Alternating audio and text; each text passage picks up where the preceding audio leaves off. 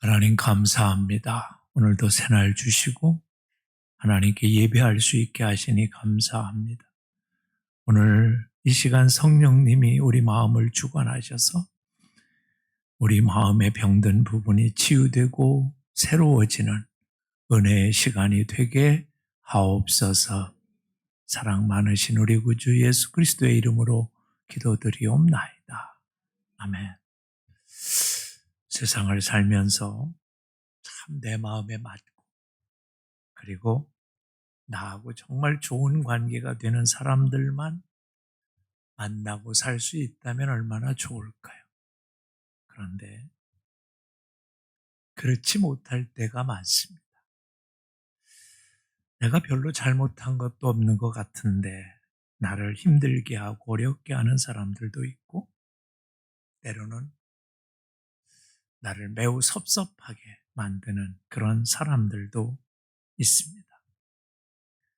그래서 우리는 때때로 인생을 살면서 참 서운하다 그런 감정을 느낄 때가 있고 어떤 분은 나이가 많아질수록 우리가 점점 더 섭섭한 것이 많아진다. 그래서 섭섭한 감정을 잘 해결하는 것이 중요하다라고 얘기를 합니다. 근데 문제는 이 서운한 감정이 예고 없이 시시때때로 우리한테 찾아온다.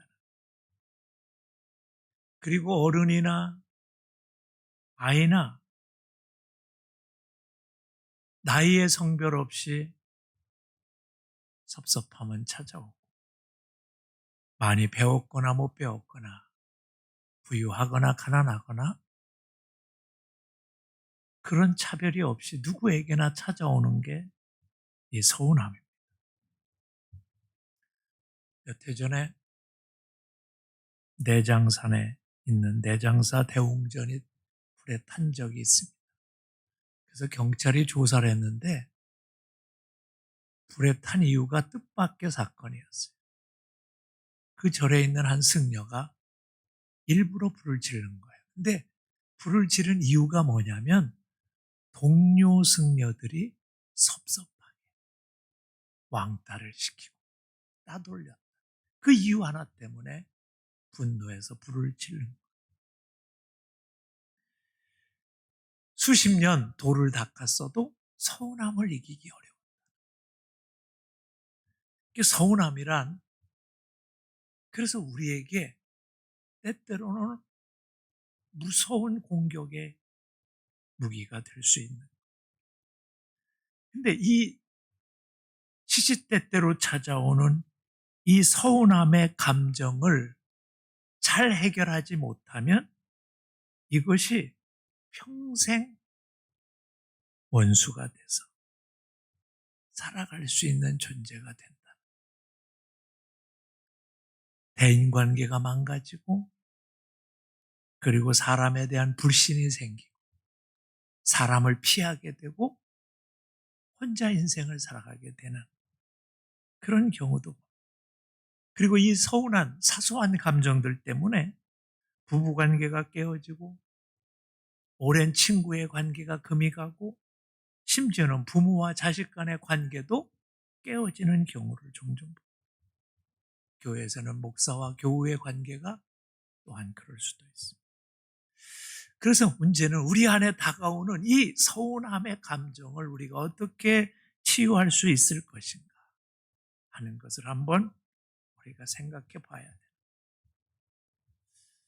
오늘 본문에 보면 큰아들이 아버지에게 서운해하는, 오늘 비유는 탕자의 비유지요.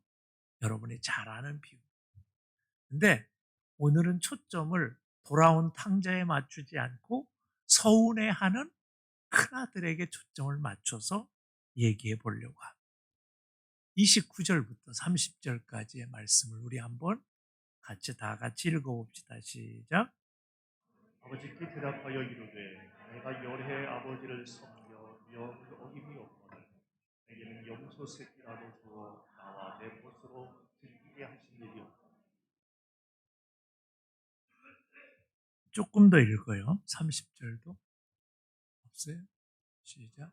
아버지의 살림을 청녀들과 함께 삼켜버린 이 아들이 돌아오매 이를 위하여 살긴 송아지를 잡으셨나이다.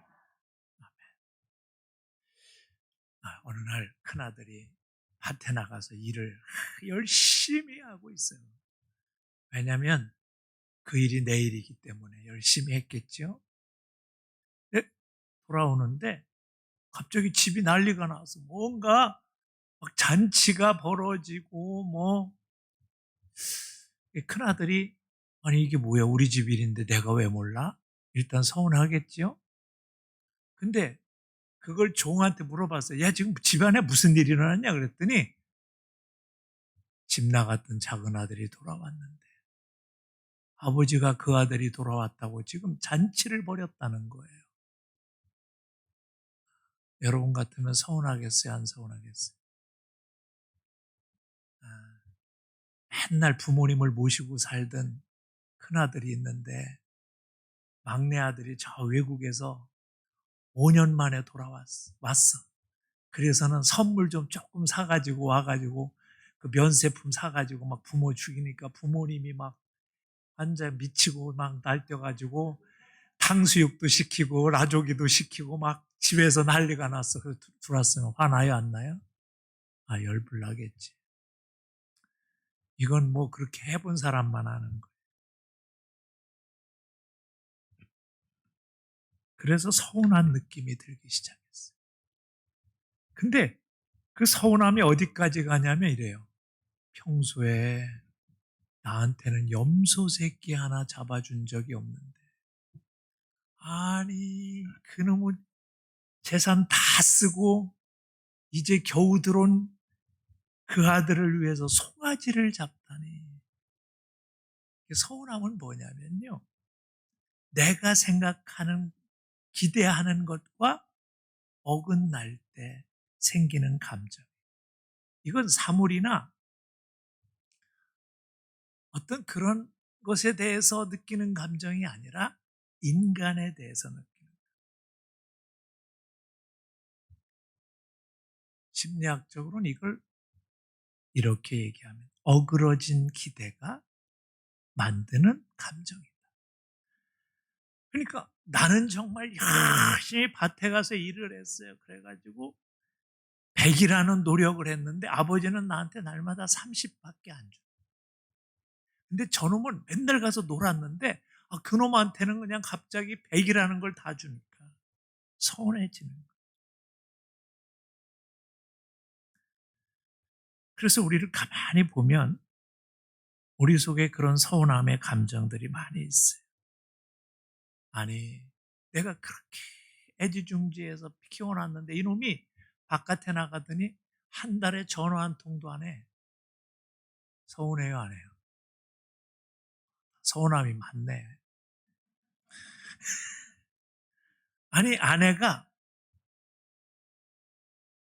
시댁 식구들하고 좀 갈등이 생겼어. 근데 이놈의 남편이 지네 엄마 편을 들어.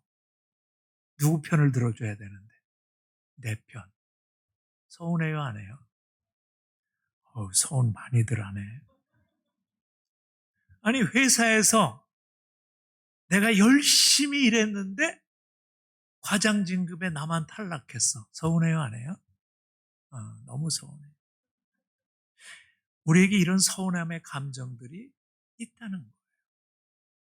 오늘 서운해하는 큰아들에게 그런데 아버지가 뭘 가르쳐 주냐면 이렇게 말합니다. 31절에 가서 보면 다 같이 읽어봅시다. 시작.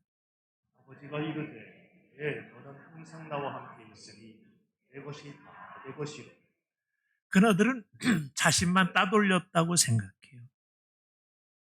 그리고 자기만 소외됐다고 생각하고 아버지가 저 못난 작은 아들에게 베푸는 그 사랑이 내게는 없었다고 얘기를 합니다. 근데 아버지는 뭘 가르쳐 주시냐면 너는 항상 나와 함께 있었다. 사실 그 아들은 세상 나가 고생하고 힘들 때 부모와 같이 있지 않고 부모의 사랑을 느끼지 못하고 살았었어요. 사실 그 동생이 얼마나 고생했는지 우리만 알지 큰아들은 몰라.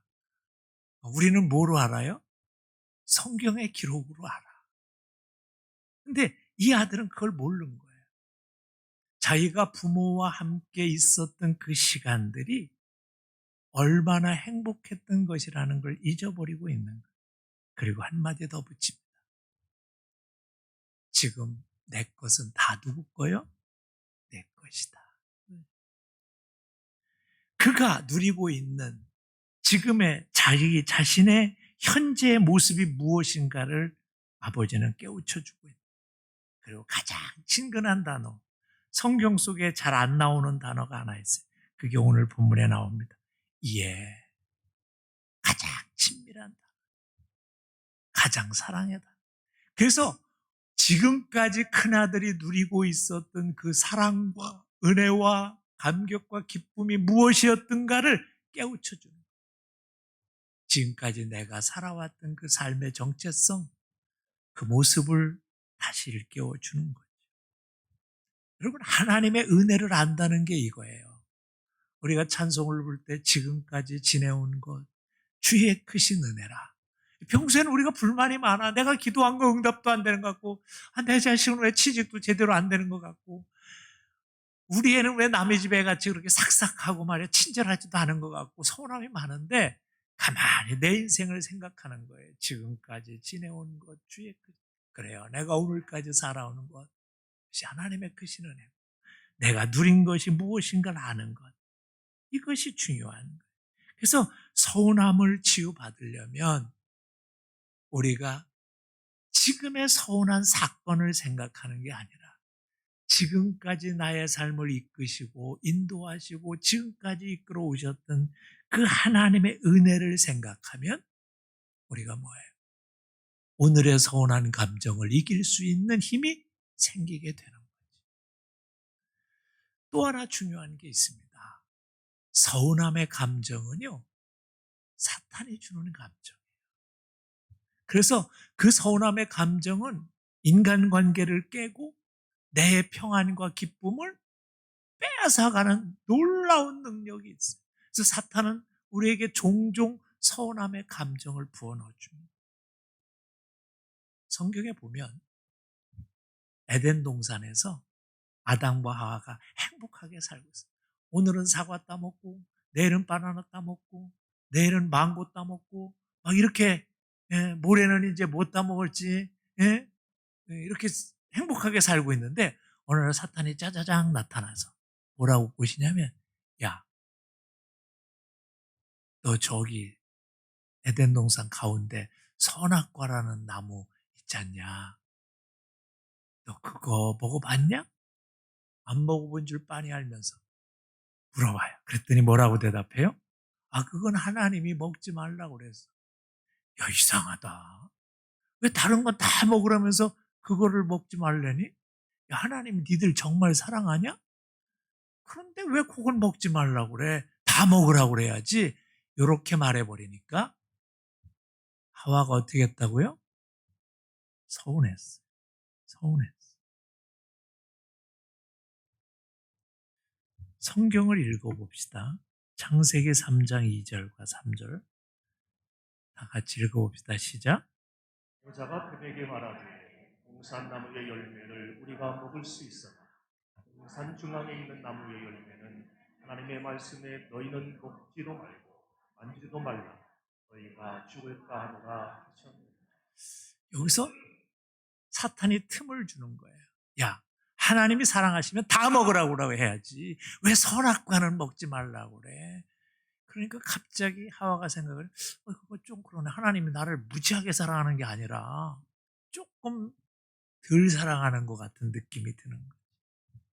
그리고 나서 서운함을 틈타서 사탄은 뭐냐면 먹어. 그러는 거예요. 그게 어디로 가요? 범죄로 가는 거예요. 그게 서운함 감정이 문제가 아니라 그 서운함의 감정이 발전해서 어디로 가요? 원망과 불평과 미움으로 가는 거예요. 가만히 있다가 옆집 아줌마들하고 얘기하는데 갑자기 옆집 아줌마, 아이고 우리 애가 말이야 요번에 뭐 선물 보냈잖아 자랑하고 나면 이놈은 전화도 없는데 갑자기 서운함. 근데 서운함이 들었으면 가만히 평소엔 가만히 있다가 무슨 생각이 들어요? 원망이 찾아. 미움이 찾아. 내가 지를 어떻게 길렀는데 내가 지를 어떻게 그러면 서운한 감정이 들어와서 우리를 망가지게. 근데 아담과 하와가 잃어버린 게 있어요. 잊어버린 게 뭐예요? 선악과 빼고 다른 모든 거 다 주셨다는 거예요. 사과도 주시고 뭐 배도 주시고 바나나도 주시고 망고도 주시고 뭐 우리가 못 먹는 거 다 파인애플도 주시고 다 주셨다. 근데 그걸 생각 안 해. 잊어버렸어. 그리고 오직 뭐만 보여요? 선악과는 왜 안 주셨지? 이 서운함에 초점을 맞춰지니까 넘어지게 되는. 그래서 우리가 서운함을 이기는 것은 이길 수 있는 건 뭐냐면 하나님이 내게 지금까지 베풀어 주셨던 그 하나님의 은혜, 그 하나님의 사랑을 우리가 기억하지 아니하면 사탄이 주는 서운함에 넘어질 수밖에 없어요. 여러분 오늘 그래서 아까 서운했던 거 많잖아요. 그 서운함이 왜 생겼나를 한번 생각해 보세요. 서운함에게 초점을 맞추면 우리는 세상의 마음 빼앗기고 사탄의 마음 빼앗기고 원망과 불평으로 살 수밖에 없다는 사실을 잊지 마시길 바랍니다. 그리고 두 번째 중요한 게 있어요. 서운하면 그 서운함을 정직하고 창조적인 방법으로 표현할 수 있어야 돼요.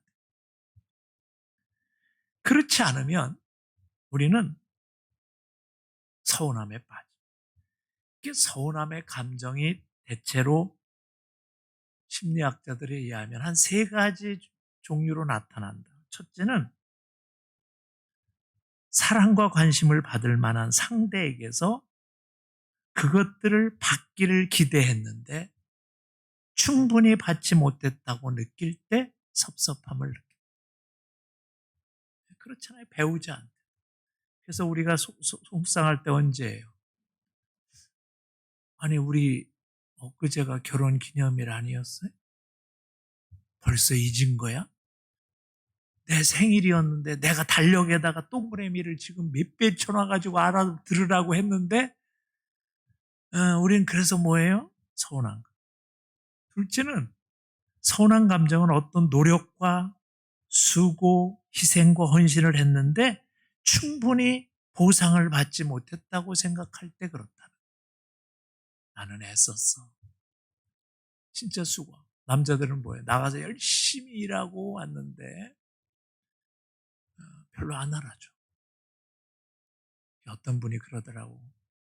제가 반려견을 키웠는데요. 그 이유가 뭔지 아세요? 제가 들어오면 우리 식구들은 쳐다도 안 보는데 개만 와서 꼬리를 치며 막 반겨준다는 거예요. 그래서 키워요 그러더라고. 서운함이 있는 거예요. 세 번째는 뭐냐면 서로 받아들이는 해석의 방법이 다르기 때문에 서로의 진실한 마음을 깨닫지 못해서 일어난다. 근데 오늘 이 아들은 아버지가 자기를 얼마나 사랑하는지에 대한 생각보다는 뭐예요? 저 재산 다 가지고 가서 장녀들하고 다 없애버린 저 아들을 위해서 송아지? 그러면서 무슨 생각나요? 나는 염소 새끼도. 아버지의 모든 것이 다 자기라 자기는 송아지 잡아도 되고 심지어 송아지가 아니라 소를 잡아도 된다는 사실을 잊어버린 거. 그게 서운한 거.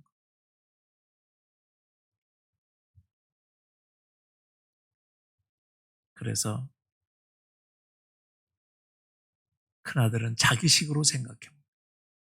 우리 아버지는 내 동생은 송아지를 잔치를 벌일 정도 나는 염소 새끼도 안 주는 그런 대상인가. 그러니까 서운함. 그래서 우리가 이 사랑의 표현을 정직하게 하고 창조적으로 하는 게 참 중요합니다. 왜냐하면 서로의 생각이 다르기 때문이죠. 이런 이야기가 있습니다. 호랑이와 암소가 어느 날 눈이 맞아서 결혼을 했습니다. 신혼의 꿈이 좋을 땐 너무 좋았어요. 그런데 달라도 너무 다른 거예요. 오늘 호랑이가 열이 받아가지고 얘기했습니다. 야, 내가 맛있는 고기를 있으면 그걸 막 먹고 싶은 마음이 클 것 같은데 그거를 남겨가지고 너한테 갖다 주는데 넌 왜 그걸 안 먹니? 소는 고기를 먹지 않습니다. 그러자 암소가 화가 나가지고 뭐? 내가 맛있는 풀, 신선한 풀을 그걸 보면 그거 먹고 싶은데 그거 참았다가 그거 모아가지고 너한테 갖다 주는데 넌 왜 안 먹니? 호랑이는 풀을 먹지 않습니다. 그리고 서로 열내는 거예요. 아, 나는 고기 먹을 줄 몰라. 나는 풀 먹을 줄 모르니까 그건 너 다 먹어. 서로 그런 정직한 표현과 그런 이야기를 했으면 서로를 알았으면 그런 일은 없을 텐데 오늘 우리의 서운함의 감정들 어떻게 보면 서로의 그런 정직한 대화의 표현이 없을 때 일어나는 것일 수 있어요. 우리가 우리의 상황을 정확하게 다 알기는 어렵습니다. 그래서 서운한 감정은 언제나 우리를 찾아옵니다. 사탄은 우리의 관계를 깨기 위해서 우리를 낙심하고 자살하기 우리의 감정을 불평의 감정으로 바꾸기 위해서 사건을 만듭니다. 그때마다 뭐예요? 내게 주어진 그 이야기들, 마음을 솔직하게 나 이야기. 야, 나는 이렇게 전화가 안 와서 서운했었단다. 너라고 얘기하지. 너 대화법이 아니라 내가 이렇게 서운한 감정이 들었어. 라고 정직한 표현을 하는 게 중요하다는.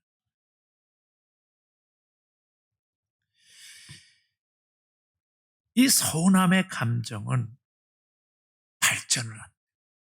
처음에는 갑자기 어느 때 느껴요. 이걸 대동기라고 해요. 그래서 약간의 불편한 마음이 들어요. 근데 이 단계가 지나면 점점 왜 그럴까? 내가 왜 서운할까? 왜 서운한 감정이 뭘까? 아, 제가 전화를 자주 안 해서 그런가? 선물을 안 사와서 그런가? 뭐 내 마음을 알아주지 않아서 그런가? 이런 것들이 자각이 되면서 뭐냐면 상대방에 대한 섭섭한 감정이 드러나기 시작한다. 근데 이것이 쌓이기 시작하면 이제 표출기가 일어난다. 분노가 일어나고 미움이 생기고 원망이 생기는 단계로. 그래서 우리가 이 자각기에서 해야 되는 중요한 해결의 방법이 있다는 거예요. 근데 사람들은 보통 세 가지로 이 문제를 해결하고 있다는. 첫째는 뭐냐면 파괴적인 방법.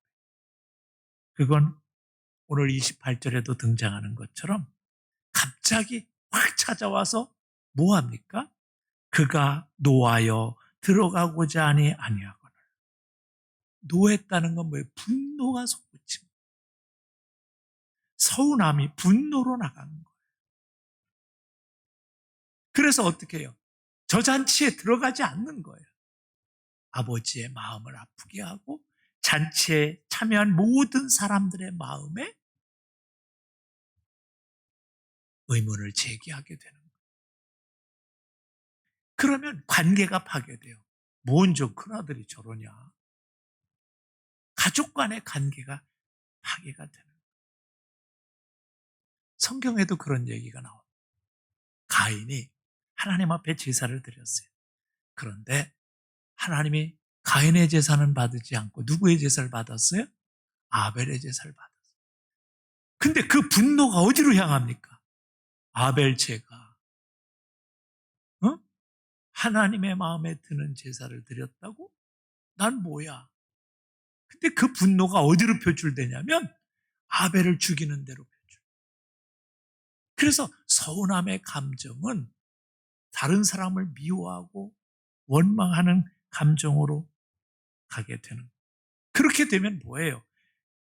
평생 증오의 감정을 가지고 그 사람을 대하고 그 사람과의 관계가 깨어지는 아픈 삶을 살아가게 돼요. 두 번째는 자신의 그 방법을 해소하는. 그러니까 섭섭함을 그냥 쌓아두는 거예요, 내 마음에. 응어리처럼 쌓아두는 거예요. 그것을 해결하지 아니하고 내 마음에 참고 또 견디며 그냥 살아가는 거예요. 그런데 이게 문제가 뭐냐면 이게 병이 되는 거예요. 어떤 비슷한 상황이 될 때 갑자기 욱해가지고 갑자기 열을 내고 분노하면 상대방이 그것에 대해서 당황하게 돼요. 관계가 깨어지게 돼요. 그래서 내적으로 서운함의 감정을 해결하지 아니고 쌓아두는 건 수많은 비슷한 사람들에게 큰 고통을 주고 관계를 깨어지게 만드는 이유가 된다. 그래서 세 번째 중요한 게 있습니다. 그게 뭐냐면 표출하는. 오늘 큰아들도 욱했지만 그러나 자신의 서운한 감정을 솔직하게 29절부터 표현합니다. 내 이유가 뭐냐면 아버지, 저 집 나간 아버지 재산 다 쓰고 돌아온 쟤한테 송아지를 잡아주는 건 이건 너무. 왜냐하면요, 저는 내 친구를 위해서 염소 새끼 한 마리 잡아주지 않았거든요. 솔직하게 자기의 감정을 표출합니다. 내가 왜 서운한지를 얘기하고 있는 거예요. 엘리야도 그랬어요. 엘리야 선지자가 갈멜산에서 450명의 바알 선지자와 대결해서 승리했습니다. 이젠 뭐예요? 하나님이 막 축복해 주셔야 되는데 이게 웬일이에요? 이세벨 여왕이라는 인간이 자기 선지자들 죽였다고 군대를 풀어서 자기를 죽이려고 쫓아와요. 광야로 도망가다가 로뎀나무 아래에 엎드려서 자빠져서 뭐라고 얘기합니까? 나 차라리 죽여주세요. 이게 말이 됩니까? 성경은 그 구절이 안 나왔지만 제가 그 하나님 앞에 로뎀나무 아래서 넋두리하는 그 엘리야의 모습을 생각해 보면 다 한 거예요. 하나님, 내가 450명 다 싸워서 이겼으면 이게 대단한 거 아니에요? 그럼 하나님께서 진짜 평화의 길을 열치고 저 이세벨이라는 사람 다 없애버리고 군중들이 정말 나를 옹이해서 좋은 선지자라고, 정말 하나님의 선지자라고 나를 칭송해야 되는데 이게 뭡니까? 그때 하나님이, 야, 너 그렇게 너무 승질 내지 마. 내가 너 같은 애들 7,000명 준비했다. 너만 아냐. 너 그렇게 외롭다고 생각하지 마. 그러면서 그를 위로하고 그를 치유하시고 세미한 음성을 들려주셔서 그를 다시 뭐예요? 하나님의 위대한 선지자로 회복시키.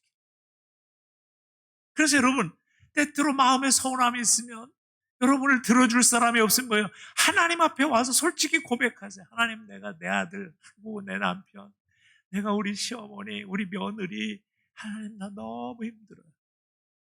그때 하나님이 여러분을 만져주시고 치유해 주실 줄 믿습니다.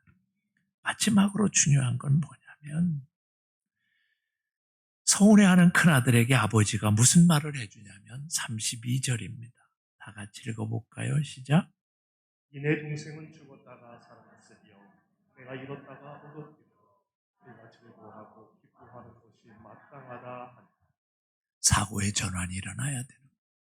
아버지도 이 아들이 뭘 그렇게, 아니 아버지 죽기를 바라고 재산을 상속받아가지고 나가가지고 장녀들하고 저 허랑방탕하게 놀고 쾌락에 빠져가지고 재산 다 없앤 이 아들이 뭘 그렇게 이쁘겠어요. 그런데 아버지는 한마디 표현을 합니다. 죽었다가 살아났다. 이게 하나님의 시각입니다. 왜 아버지가 기뻐하는 것이 당연하다고 얘기하냐면 우리 하나의 존재는 아무리 범죄하고 아무리 못되고 아무리 그런 존재라도 예수 그리스도께서 우리를 위하여 피값을 주시고 십자가의 죽으심으로 우리를 살리신 그런 존재예요. 하나님의 아들이란 말이에요. 하나님의 자녀란 말이에요. 그렇기 때문에 우리 주님의 눈으로 보면 이 아들도 사랑해야 될 존재라. 그걸 우리에게 가르쳐줘. 반면에 큰아들은 동생을 어떻게 바라봅니까? 아버지의 살림을 창녀들과 함께 삼켜버리고 다 없앤 용서받지 못할 아들, 용서받지 못할 사람으로 보는 거예요. 자신은 충성스럽게 성실하게 사명을 감당한 사람이지만, 그래서 마땅히 자기는 누려야 될 걸 누려야 되지만, 저 죄인, 저 동생은 없어져야 돼. 용서받을 수 없는 대상으로 보는 거예요.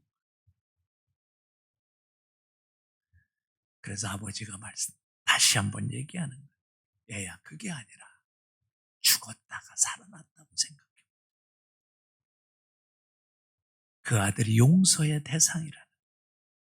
여러분, 아무리 서운하게 해도요, 하나밖에 없는 남편은 하나님께서 돕는 배필로 주신 남편입니다. 아무리 서운하게 해도요, 자식은 내 몸으로 인하여 키워진 내 자식이라는 거예요. 아무리 짐이 되는 부모도 나를 이 세상에 있게 해준 존재라는 거예요. 주님의 눈으로 다시 보면 서운한 대상이 아니라 끝까지 사랑해야 될 대상이라는 거예요. 성경을 보세요. 세상은 용서할 수 없지만 용서한 사람들이 많아요. 라합이라는 여인, 기생이었어요. 장녀였어요. 세상은 용서하지 못해요. 사마리아의 여인, 5번이나 남자를 바꾸고 다시 6번째 바꾸려는 그런 여인이었어요. 그렇지만 세상은 용서하지 않지만 주님의 사랑은 용서하셨어요. 이게 십자가의 사랑이고, 우리가 서운함을 이길 수 있는 그 사랑을 배우는 거예요. 그 주님께서 오늘 우리를 만나 주실 겁니다. 우리가 하나님 앞에 기도하고 하나님 앞에 엎드리고 그 서운함을 간구할 때, 사랑하는 내 자녀야, 나도 너의 서운함을 안다. 내 제자들, 내가 십자가에 죽으려고 잡히니까 다 도망갔다. 뭐 주님을 부인하지 않겠다고 외쳤던 그 베드로도 도망갔어요. 내가 그 서운함을 안다. 내가 너를, 인간을 위해서 십자가에 달려 죽어야 되는데 그들이 나를 향해 침 뱉고 조롱하고 나를 비내는, 내가 그 마음을 안다. 내가 이 수치와 이 고통을 좀 넘기게 해달라고 겟세마네 동산에서 하나님 앞에 기도했지. 남이 피가 되도록 기도했단다. 그래서 내가 그때 하나님의 뜻대로 되기를 원하는 그 기도가 내게서 나왔단다. 그러니 내가 너를 이해하고 용서할 수 있고 너를 받아줄 수 있고 네 마음을 안단다. 서운함으로 포기하지 마. 이 주님의 치유하심을 경험하지 아니하면 우리는 이 서운함을 이길 수가 없어요. 오늘도 그래서 여러분의 마음에 서운함이 있으면 엘리야처럼, 예수님처럼 어때요? 기도의 자리에 나와서 그 주님의 사랑을 경험하고 주님의 치유하심을 경험하면 여러분은 서운함으로 인하여 원망과 불평에 이르지 아니하고 서운함으로 인하여 평생 증오의 삶을 살지 아니하고 주님이 주시는 위로와 평강의 삶을 누릴 수 있게 되기를 주님의 이름으로 축복합니다. 기도드립시다. 하나님 감사합니다. 주님이 주신 말씀을 기억하고